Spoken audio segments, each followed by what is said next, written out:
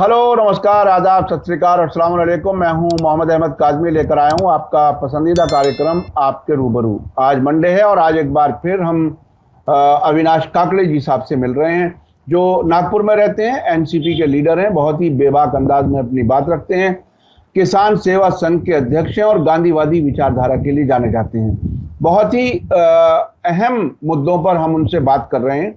एक तो ये कि आज हम इस पर जरूर बात करेंगे कि प्रधानमंत्री नरेंद्र मोदी जी बिहार के तरफ से, नीतीश कुमार की सरकार की तरफ से जो जातिगत जनगणना के आंकड़े आम किए गए हैं, पब्लिक के सामने पेश किए गए हैं, उसके बाद एक अजीब बौखलाहट है। उसमें वो क्या क्या कह रहे हैं और उसके क्या सियासी मकसद है, वो क्या कुछ कहना चाह रहे हैं, वो हम समझने की कोशिश करेंगे।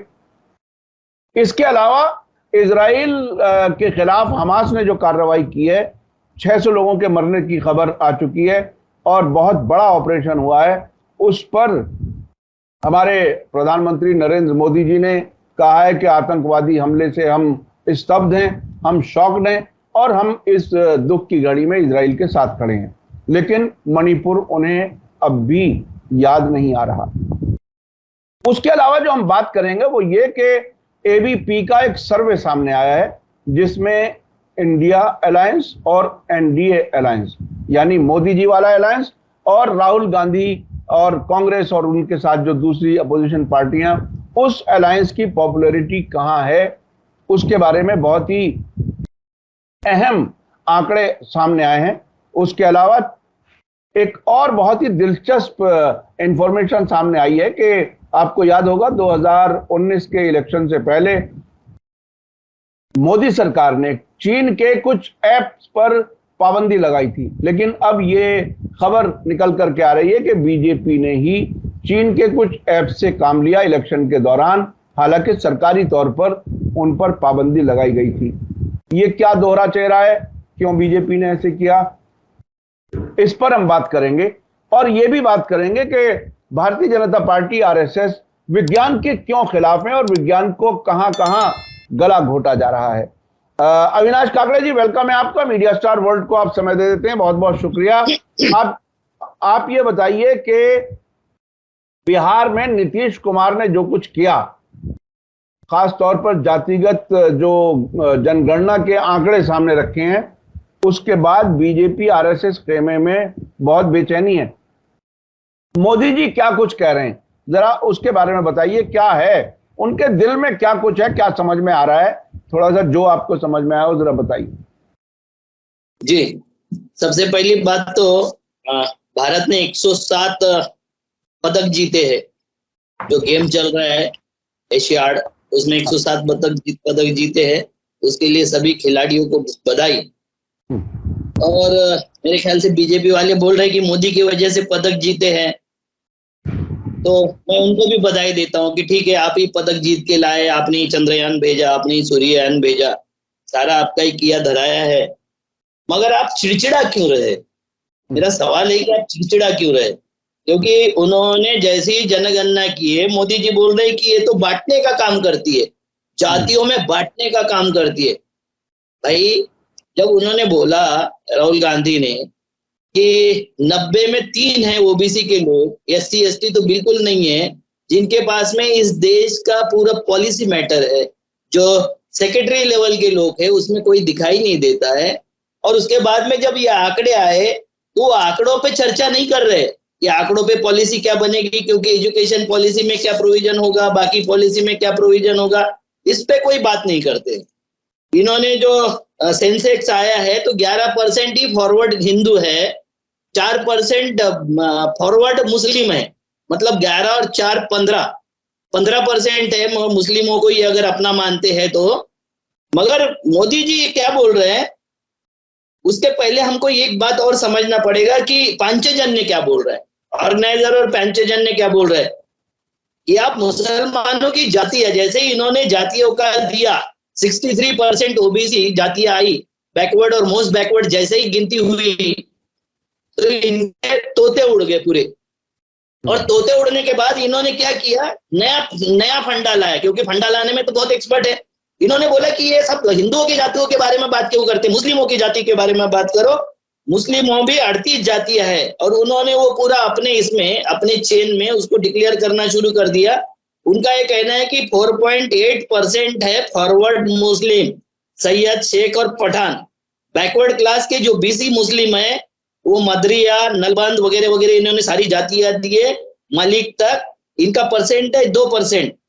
और एक्सट्रीमली बैकवर्ड क्लासेज जो है ईबीसी मुस्लिम क्लासेज, जिसमें चिक भी आता है, कसाब भी आता है, डफली वाले भी आते हैं, दुनिया, नाट, परमारिया, ऐसी इन्होंने 38 जातियों की पूरी लिस्ट दी है। ये 10.58% है।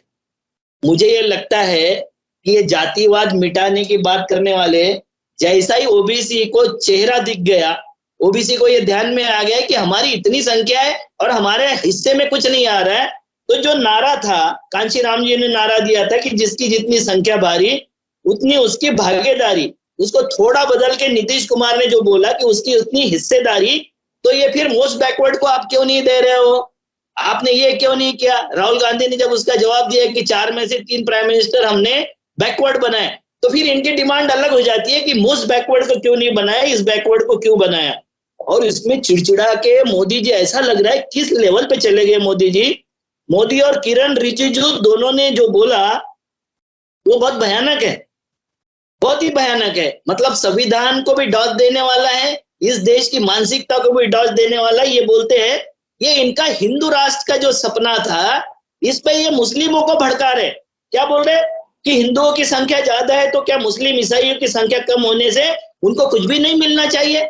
इन्होंने ही बोला था कि मुस्लिमों को कुछ नहीं मिलना चाहिए, वो सेकंड सिटीजन है हमारे देश के, उनको फर्स्ट सिटीजन जब तक नहीं बनाएंगे, जब तक वो हिंदू धर्म घर वापसी नहीं करेंगे। और ये अब इनको कब से ये आ गई है कि ईसाइयों की, मुस्लिमों की जनसंख्या कम है तो उनको कुछ भी नहीं मिलेगा। तो फिर आप कौन सा हिंदू राष्ट्र मांग रहे थे? आप अगर मुस्लिमों के बारे में बहुत आपको चिंता है, मुझे लग रहा है 255 लिंचिंग करने के बाद में आपको मुस्लिमों की बहुत चिंता हो गई है, तो ये चिंता जो आपके दिखाई, आपके एक्शन में नहीं दिखती, भाषण में दिखाई देती है। दक्षिण के राज्यों में जाके ये बोल रहे हैं कि जनसंख्या नियंत्रित किया उन प्रदेशों को तो अन्याय हो जाएगा ऐसे जातियों के और इसके। भैया तुम्हारा क्या कहना है? ये देश का संविधान जो बोलता है कि संख्या के अनुसार सांसद तय होंगे, उसको भी आप नकार रहे हो। मतलब इसका जवाब सही आपके पास में नहीं है तो आप माखोल उड़ाने लग गए। तो ये लॉजिकल फैलेसी जो है कि झूठ बोलो, झूठ बोलो, जोर से झूठ बोलो, और झूठ को सिंप्लीफाइड करने के लिए इस तरीके के उदाहरण दे दो। ये आप किस तरीके से उदाहरण पेश कर रहे हो आपको भी समझ आ रहा है मोदी जी?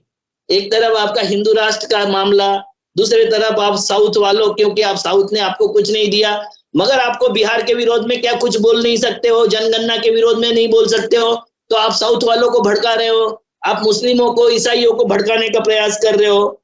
और आपने सरदारों को तो भड़का ही दिया है। आपने अगर हिंदू मुसलमान नहीं कर सके तो सरदार और हिंदू करने का प्रयास कर रहे हो सब जगह। ये 255 जगह जो मॉब लिंचिंग हो गई है वो किसने किया था? आपने बहुसंख्यक ने किया था, अल्पसंख्यक ने किया था, या उन्होंने खुद करवाए थे अपनी मॉब लिंचिंग? आप अगर बहुत ही अल्पसंख्यक के फेवर में हो, ये जो सर्वे आने के बाद आपको अगर लगता है कि अल्पसंख्यकों को बहुत अन्याय हो रहा है तो हम इसका स्वागत करते हैं, मगर पहली बात ये बताइए कि ये मॉब लिंचिंग जो हुई थी उन्होंने खुद करवा ली थी अपनी, या आपने नफरती चिंटुओं ने उनकी मॉब लिंचिंग की थी, उनके ऊपर क्या कार्रवाई की है? मोहन भागवत बोल रहे कि SC/ST तय करेंगे कि आरक्षण कब तक चाहिए। फिर आपके मेरिटोक्रेसी का क्या होगा? मेरिट की आपकी जो मांग थी कि मेरिट न्याय होता है, जो मेरिट पे आते हैं उनके एडमिशन नहीं होते हैं और ये रिजर्वेशन वाले ले जाते, तो ये मोहन भागवत क्या बोल रहे हैं? और फिर इन्होंने एक और फंडा लाया रोहिणी कमीशन का। तो रोहिणी कमीशन में वो बोलते हैं कि ओबीसी की 1-2 जातियों को ही सब फायदा हुआ आरक्षण का, जो मिला है उनको वो 1-2 जातियों को मिला है। 998 जातियां है ओबीसी में बिहार में, उसमें से 996 जातियों को मात्र 2% मिला है, बाकी का 97% जो है ये 2 जातियां। 2 जातियां में कौन उनको गिनना है? उनको गिनना है एक तो कुर्मी और दूसरा गिनना है यादव। यादव 14% है, तो 14% के हिसाब से उनको मिला क्या? इसका जवाब नहीं देंगे। मगर ये रोहिंग्या कमीशन ने जो भी डाटा दिया, इसका डाटा कहां से आया? क्योंकि जनगणना तो हुई नहीं थी। रोहिंग्या कमीशन का जब रिपोर्ट आया तो जनगणना हुई नहीं थी। तो इन्होंने किस आधार पर ये परसेंटेज दे दिया, ये प्रतिशत किस आधार पर इन्होंने कर दिया कि ये इतने यादव है और इतने कुर्मी है और इतनी बाकी सारी जातियां हैं? तो ये तुम्हारे कमीशन भी फ्रॉड वाले ये होते क्या, रिपोर्ट देते हैं क्या? किस तरीके से रिपोर्ट दिया? 1,30,000 नौकरियों में से 998 जातियों में से 2-3 जातियों को छोड़ के बाकी किसी को नौकरी नहीं मिली, मात्र 2% नौकरी मिली। गांव में एक कुमार होगा और 14% यादव होंगे, वो परसेंटेज कैसे बैठेगा? और तुम किस भारत पे आधार पर ये परसेंटेज तय कर रहे हो? तो ये ओबीसी में भाई हमारे पल्ले नहीं आता है क्या? तो ओबीसी में झगड़ा लगा दो। तो ये जो रोहिणी कमीशन की रिपोर्ट अभी जो आने वाली है जनगणना के आधार पर और उनके ओबीसी के लिए स्पेशल स्टडी, जनता को ये ध्यान में रखना पड़ेगा कि ओबीसी में आपस में फूट डालने और आपस में लड़ाने का मामला है, इनका दूसरा कोई मामला नहीं है। इन्होंने जो कब्जा करके बैठे हैं, ये 2% 4% लोग जो कब्जा करके बैठे, अब तो क्लियर आ गया कि 11% लोग हमारे देश के 70-75% संसाधनों पे कब्जा करके बैठे। उसके बारे में इनको एक शब्द नहीं बोलना है और इनको खाली इस बात पर बोलना है कि वो कौन ले रहा है, यादव ज्यादा ले रहा है कि कुर्मी ज्यादा ले रहा है कि कोयरी ज्यादा ले रहा है कि कुशवाहा ज्यादा ले रहा है, उनमें आपस में लड़ाई करना है। इनके तरफ उंगली ना उठे, यही इनका उद्देश्य है। और मोदी जी ये काम बखूबी निभा रहे हैं। खुद को ओबीसी बोलते हैं और ओबीसी में झगड़ा लगाने का काम करते हैं। मुझे लगता है ये भी नकली ओबीसी है, इनका असली ओबीसी से और ओबीसी से कोई लेना देना नहीं है। जी जी, तो ये अब तो क्या लगता है आपको, ये जो नीतीश कुमार ने ये छक्का मारा है एक तरह से, तो ये आने वाले इलेक्शन में बीजेपी एनडीए को बहुत ज्यादा नुकसान पहुंचाने वाला है क्या? आपको क्या लगता है? क्योंकि अब से पहले ये जातिगत जनगणना को रोकने की बात, पहले सर्वे हुए थे, जो पहले सर्वे आ गए थे, वो सर्वे कह रहे थे कि 130 से 140 जगह मिलेगी पूरे एनडीए को, मतलब एनडीए को, बीजेपी को, उसका जो मेजर पार्ट है उसको इतने जगह मिलेगी। अब उससे भी कम जगह होने का इनको अंदेशा है। तो इनका जो एनडीए है वो 17 पार्टियों में एमपी नहीं है, 9 पार्टियों के एक एमपी है। ये जैसे एआईडीएम के पहले टूट गया और पवन कल्याण अभी टूट गए। ये अपना कुछ संभाल नहीं सक रहे, इनके पास में कोई लोग नहीं है। ये चाहते हैं कि आंध्र प्रदेश के जगन रेड्डी, उड़ीसा के नवीन पटनायक और तेलंगाना के केसीआर जैसा भी हो इनके साथ में जुड़ जाए। इनको ये लगता है क्या कि इनकी सत्ता नहीं आते दिखी तो ये तीनों मुख्यमंत्री इनके साथ में कोई तरीके से जुड़ेंगे? ये ख्वाब में है, क्योंकि इनका सब मामला गड़बड़ हो गया, पूरा का पूरा मामला गड़बड़ हो गया और ये जातिगत जनगणना ने इनको पूरा धरातल पे लाके खड़ा कर दिया है, ये मुझे लग रहा है। यानी अब वो जो 2-3 चीजें थी इनके हाथ में, एक तो वो हिंदू मुसलमान वाला मामला भी मेरे ख्याल से कुछ ज्यादा खर्च हो गया, अब उस पर कुछ ज्यादा कुछ मिलने वाला नहीं है। और मुसलमानों ने जो समझदारी दिखाए हमारे यहाँ के, कि उन्होंने रिएक्ट करना बंद कर दिया। वो रिएक्ट नहीं करते तो अब हिंदू मुसलमान हो नहीं रहा, अब हिंदू वर्सेस हिंदू ही हो गया। जो हम 6 साल से बोल रहे थे वो हो गया है। और ये बहुत अच्छी बात है कि डेमोक्रेसी जिंदा रहनी चाहिए।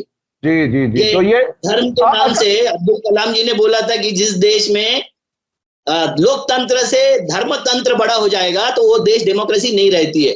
और ये उदाहरण आप सब जगह देखते हो।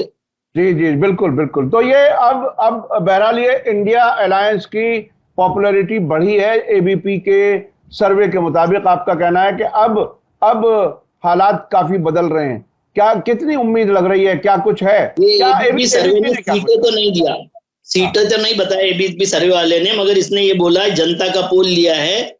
क्या लगता है 2024 की जंग में कौन भारी पड़ेगा? तो वो बोलता है एनडीए को 35% वोट मिलेंगे और इंडिया को 65%। अब ये तो पूरा ही गया ना मामला। ये आंकड़े अलग अलग तरीके से सर्वे से पहले भी काफी लोग, जानकार लोग ये बता रहे हैं कि इंडिया के पास जो ओवरऑल जो सारे अपोजिशन पार्टियां एक साथ आई हैं वो 65 से 70% उनको वोट शेयर उनका है। अच्छा, अब एक चीज और है, अभी हाल ही में मणिपुर इजराइल पर हमास ने बड़ा हमला किया है, वहां पर अभी जंग जारी है, हालात अभी भी बहुत ही कंट्रोल से बाहर हैं। हमारे मोदी जी ने एक ट्वीट किया है जिसे अब एक्स कहा जाता है, उस पर बड़ी हमदर्दी दिखाई है इजराइल के साथ और हमास को टेररिस्ट कहा है। तो मणिपुर पर कोई चीज नहीं। क्या आपको क्या लगता है, मोदी जी के लिए इजराइल ज्यादा इंपॉर्टेंट है? इसका मदर संगठन का जो ड्रेस है वो फॉरेन वाला ड्रेस है, जर्मनी वाला ड्रेस है, और ये प्यार करते हैं क्योंकि मोदी जी भी इजरायली है, जू है। वो घासी जो आते हैं वो जू कम्युनिटी में आते हैं। हमारे यहाँ जो बिनौला का तेल निकालने वाली कम्युनिटी है वो वहां से जो भाग के आए थे उन्होंने निकाला। यहाँ के तेली उसका जूस ये नहीं निकालते थे, तेल नहीं निकालते थे, तो उनको इजराइल के प्रति बहुत ज्यादा उनका आकर्षण है।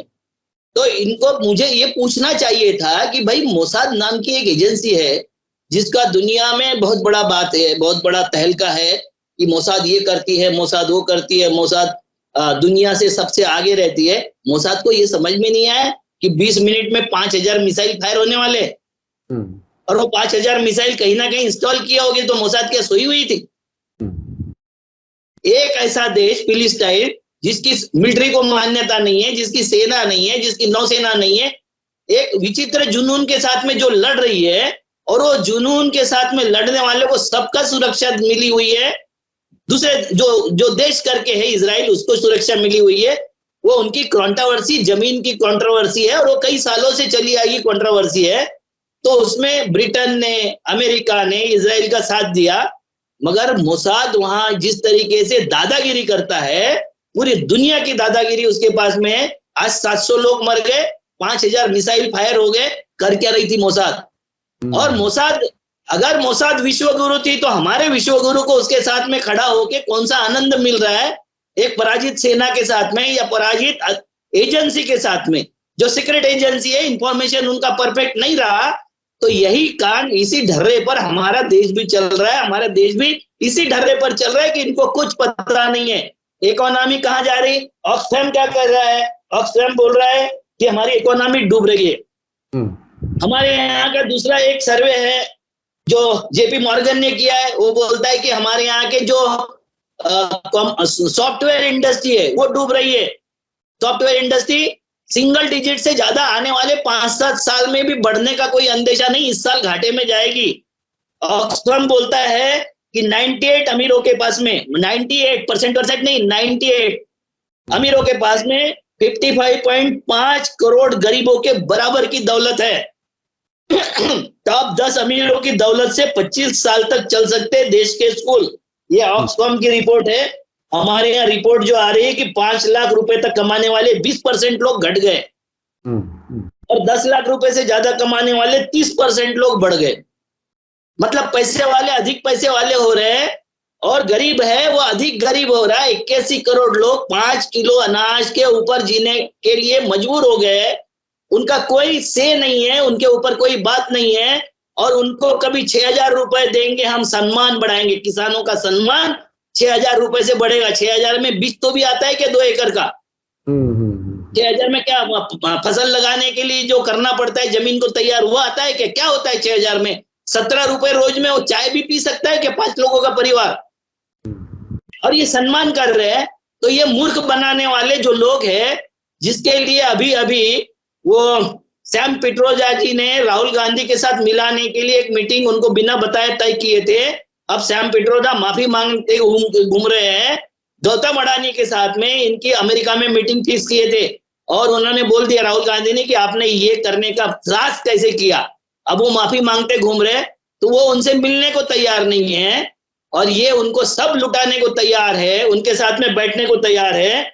मैं अभी जो चाइना कनेक्शन वाली बात आएगी बीजेपी की, जो आपका अगला सवाल रहेगा, उसके बारे में मैं बात करूंगा, तो मैं पूरे डिटेल दे दूंगा आपको ये किस तरीके से इन्होंने देश का भट्टा बिठा दिया है और देश कहां जा रहा है। यानी ये पब्लिक के सामने कुछ कहते हैं, अंदर से कुछ और होते हैं। मुसलसल झूठ का सहारा लेकर के ये अपने हुकूमतों पर कब्जा रखना चाहते हैं। वो क्या है कहानी जो 2019 में चीन के ऐप पे पाबंदी लगाना, ये बड़ी अजीब मजाक की बात लगती थी कि लद्दाख पर हजारों किलोमीटर पर कब्जा कर लिया चीन ने, और हम अभी मोबाइल पे ऐप ही बंद करने और खोलने के फैसले ले रहे हैं। हमारी फौज कहां चली गई, फौज का क्यों नहीं कोई इस्तेमाल किया गया, या खुल करके चीन का नाम खुद प्रधानमंत्री जी ने क्यों नहीं लिया। और अब ये खबर आ रही है कि उन्होंने खुद चीन के ऐप्स के जरिए इलेक्शन जीतने का काम किया है। वो क्या कुछ है? इन्होंने चीन के द्वारा क्या क्या इनको प्राप्त हुआ उसका पूरा कच्चा चिट्ठा मैं आपको बता देता हूँ। हाँ। इन्होंने जो 48 पत्रकारों पे रेड डाली है, वो नोबल राय सिंघम नाम का एक अमेरिकन उद्योगपति है जो कम्युनिस्ट विचारधारा का है, ऐसा इनका आरोप है। वो बोलता है कि मैं प्रोग्रेसिव विचारधारा का हूँ, ह्यूमन जहां भी मानव अधिकारों का उल्लंघन होता है उसके विरोध में मैं मेरे फंडिंग देता हूँ। मल्टी करोड़ में वो खेलता है और वो उसका फंडिंग देता है, जैसे बाकी के उद्योगपति देते वो भी देता है।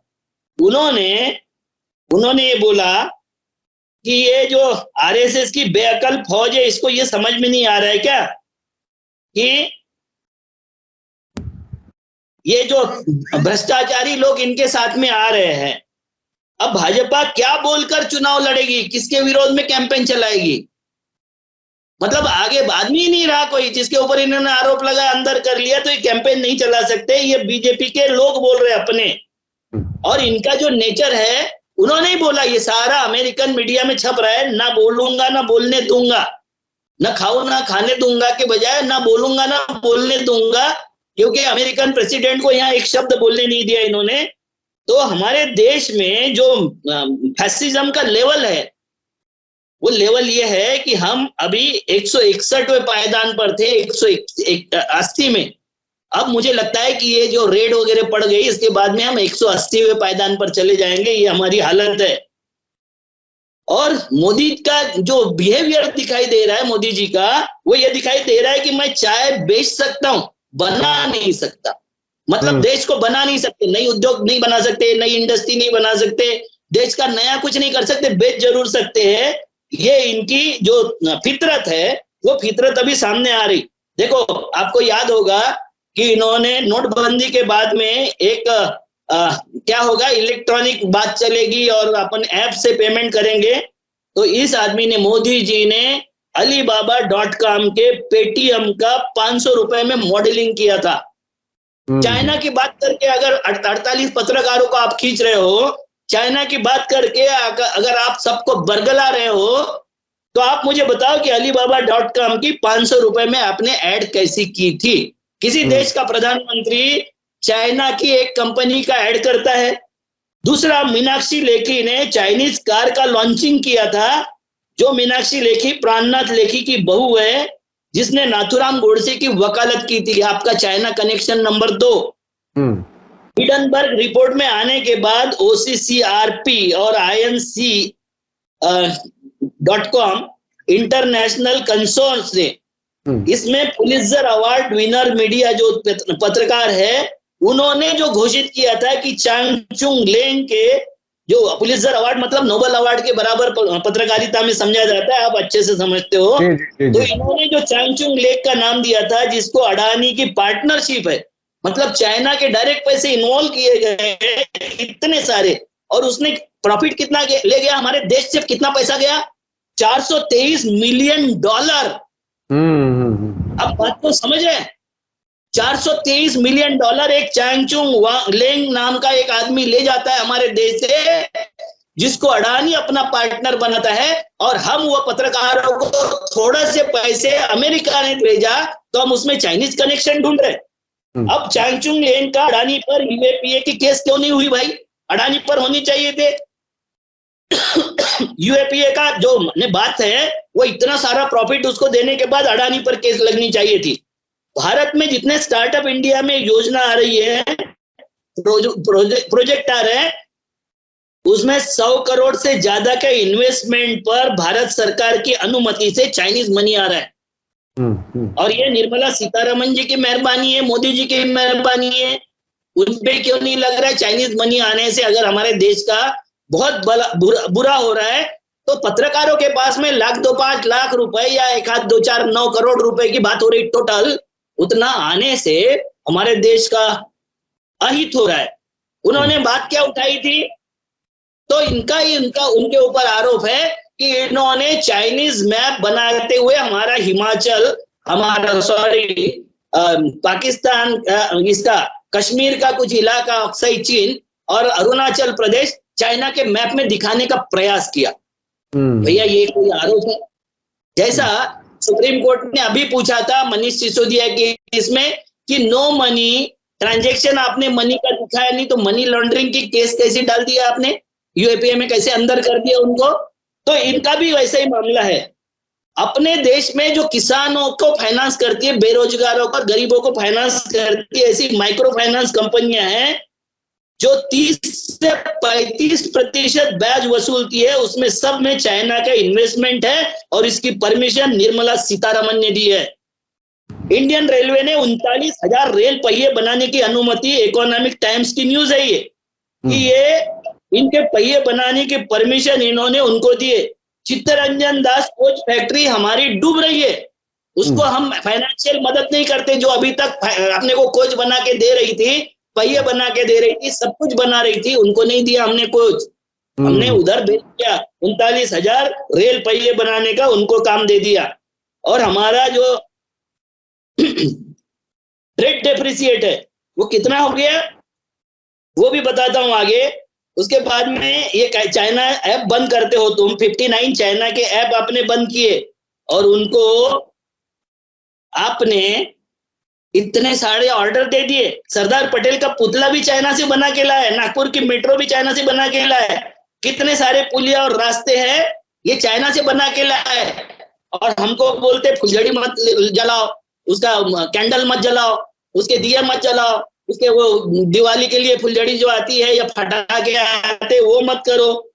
भैया आप सब कुछ उनको दे रहे हो और आपका ट्रेड डेफिसिट जो है 77 billion dollar, not million, billion dollar 2022 में था। 1 बिलियन डॉलर मतलब होता है 8,400 करोड़ रुपए। 8,400 को 77 से गुना भागा कर लो। मेरे पास में भाई इतनी अकल भी नहीं है और ना इतनी संख्या मैं बता सकता हूं, मगर 77 बिलियन डॉलर डिप्रिसिएट में जो देश चल रहा है और वो विश्व गुरु बनने की बात करता है। ये जो मैंने अच्छा ये बताइए कि ये आंकड़े आपने बताए, इसके आगे की एक बात छूट गई है कि 2019 में मोदी सरकार ने चुनाव आयोग को स्पष्टीकरण दिया, जिसका लेटर मैंने आपको भेज दिया है। 3 चाइनीज कंपनियों को इन्होंने 1,15,00,000 का भुगतान किया था। वो चाइनीज कंपनी वही थी जिनके 59 ऐप में 3 ऐप चल रहे थे। तो उनको ऐप की ब्लैकलिस्टेड की हुई कंपनियों को आपने ठेका कैसे दे दिया? और ठेका, अगर वो इलेक्शन का ठेका दिया तो जेपी नड्डा के ऊपर ईडी की कार्रवाई होनी चाहिए कि नहीं होनी चाहिए, ये सवाल है मेरा। सुप्रीम कोर्ट ने ईडी को पूछा, मनी नहीं आया तो मनी लॉन्ड्रिंग क्यों? मैंने आपको ये बता दिया है। और हमारा एक दब्बू किस्म का नौकरशाह जो विदेश मंत्री है, जो 56 इंच के यानी देश के 56 इंच के प्रधान के देश को चला रहा है, बोलता है चाइना इतनी बड़ी अर्थव्यवस्था है, उसके साथ पंगा कैसे ले? ये नामर्द सरकार, इनकी लाल आंखें नहीं है, इनकी खाकी और पीली चड्डी है। ये दिखा रहे हैं कि हमारी खाकी और पीली चड्डी है। हमारे देश में लोगों को ईडी का इतिहास जो समझना चाहिए कि 2004 से 14 तक ईडी ने 112 रेड डाली थी और 114 चार्जशीट दिया था। और उन्होंने जो कन्वेंस हुए थे 42 लोगों को उन्होंने आरोपी घोषित करवा दिया था कोर्ट में। मोदी सरकार ने 2014 से लेके 22 तक 3,10 रेट डाली है, मतलब 27 टाइम रेट का रेट बढ़ा है, रेट डालने का रेशो बढ़ा है 27 टाइम। और चार्जशीट कितनी की है? तो 888 लोगों को चार्जशीट किए और 23 के ही केस इन्होंने वहां दर्ज किए, मतलब 665 लोगों को निर्दोष है। वो दोषी सिद्ध करने के लिए भी इनके पास डॉक्यूमेंट नहीं थे और ऐसे लोगों के ऊपर उन्होंने रेड डाल दिए। ये हमारी ईडी और सीबीआई की हालत है। और ये मोदी जी हैं तो मुमकिन है वाली बात इस तरह से मेरे ख्याल से साबित होती है कि ईडी का जिस तरह से भरपूर इस्तेमाल किया जा रहा है। सुप्रीम कोर्ट सीधा सीधा सवाल कर रही है, इनके पास जवाब नहीं है। और उधर कास्ट वाले सेंसस से परेशान हुए हैं। तो ये कुल मिलाकर के ऐसा लग रहा है कि घबराहट दिन ब दिन बढ़ती जा रही है, गलतियां भी दिन ब दिन बढ़ती जा रही हैं। ईडी का इस्तेमाल ऐसा किया जा रहा है कि सुप्रीम कोर्ट में जवाब नहीं दिया जा रहा है। आने वाला वक्त बताएगा जनता किस तरह से किधर जाती है। और सर्वे भी आ गया है कि इंडिया अलायंस की तरफ 65% और एनडीए अलायंस की तरफ यानी बीजेपी के अलायंस की तरफ 35% लोगों को सपोर्ट है। अब ये देखते हैं कि आने वाले वक्त में क्या कुछ होगा। बहुत बहुत शुक्रिया अविनाश काकड़े जी, आप नहीं थोड़ा सा 5 मिनट दीजिए, मैंने इसको बहुत ही खंगाल के निकाला हूँ। हाँ, ये जो है ना, कम वक्त रह गया, ब्रीफ में आप बता दीजिए क्या कहना चाहते हैं। और ब्रीफ में कि इन्होंने साइंस की कैसी मौत कर दी। हमारे संविधान में लिखा है साइंटिफिक टेम्परामेंट हम बढ़ाएंगे। हम मुस्लिमों को आरोप करते हैं कि वो साइंटिफिक टेम्परामेंट नहीं देखते हैं, उनको कुरान के अनुसार चलना है। इन्होंने क्या किया, इंडियन फुटबॉल टीम का चयन कोच इगोर सी ने मैच के पहले भूपेश शर्मा को चयन में मदद कर रहे। भूपेश शर्मा कौन है? एक ज्योतिषी है जो 12 से 15 लाख रुपए वेतन पाते हैं, और इसने कई चैंपियनों को बाहर कर दिया हमारी फुटबॉल टीम से। आईआईटी मंडी हिमाचल के डायरेक्टर लक्ष्मीधर बेहरा ये बोलते हैं कि अच्छा इंसान बनना है तो मांस खाना बंद करना पड़ेगा। हिमाचल में जो लैंडस्लाइड आया है उसका मुख्य कारण मांस खाना है। अनियंत्रित विकास, पर्यावरण का ह्रास वगैरह ये कारण नहीं है। जानवरों के प्रति क्रूरता के कारण ये हुआ है, और भूत प्रेत मंत्र जाप वगैरह सब सही है। उत्तर प्रदेश में अमावस्या के समय पहरा कड़ा करो, ये यूपी के office setting DGP Vijay Kumar कहते हैं कि उस वक्त अपराध बढ़ते हैं जब अमावस्या होती है, और अमावस्या के वक्त आपको विशेष सतर्कता बरतनी चाहिए। गौरक्षक मोनू मोनेसर, चर्चिल आले माओ एनसीपी के एमएलए ने भरी सभा में कहा गाय को मारने वाले शेर को भी सजा मिलनी चाहिए। अरे कहां ले जा रहे हो देश यार, कहां पहुंचा रहे हो देश को। दूसरा एक बोल रहा है इनका मंत्री त्रिवेणी सिंह रावत, सीएम है, कि गाय ऑक्सीजन देती है और उसकी श्वसन क्रिया ठीक करती है। ये इनका सीएम बोल रहा है, एक सीएम। एमपी के एक डॉक्टर ने अपनी मारुति गाड़ी पर अच्छी तरीके से गोबर का लेप लगाया, जिसके कारण एसी की जरूरत नहीं होती, ऐसा उन्होंने घोषित किया। हमारे यहाँ के मंत्री है Vijay Kumar ग्राविड, tribal development minister.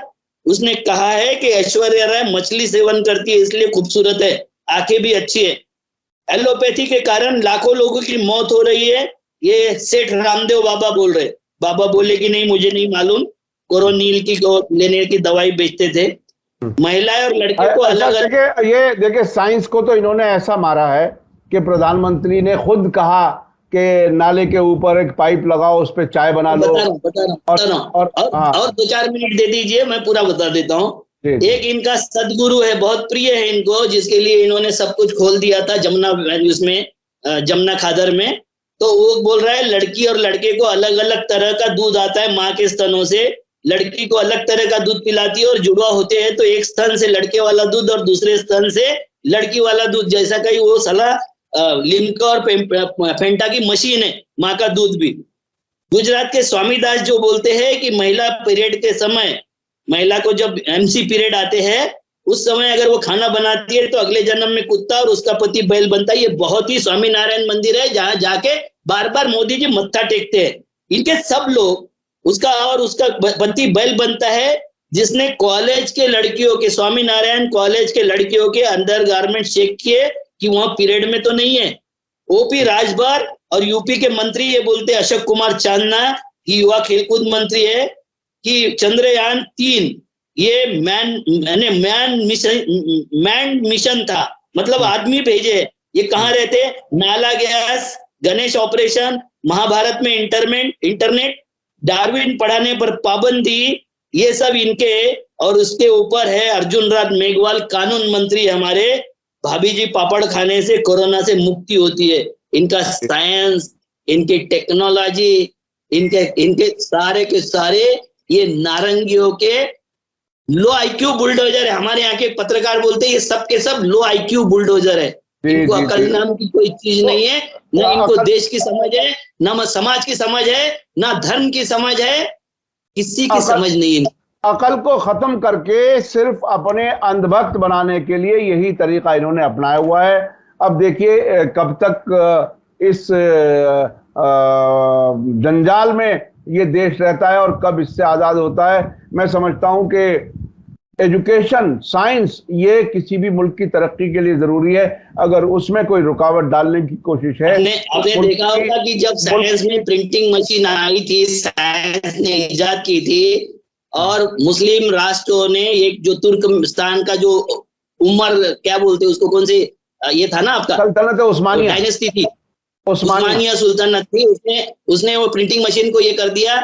जितने साइंस और टेक्नोलॉजी में आगे गए थे, जो नक्शा लेकर हमारे यहाँ पहुंचा था, हाँ। जिसने भारत को खोजा ये बोलते हम, वो नक्शा अल-बरूनी का लेके पहुंचा था, वो सारा का सारा पीछे चले गया।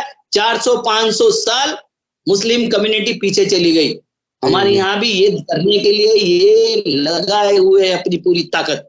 हाँ, लेकिन बहरहाल ये एक अलग एक बहस की वो है जिसमें बात हो सकती है, फिर कभी बात करेंगे।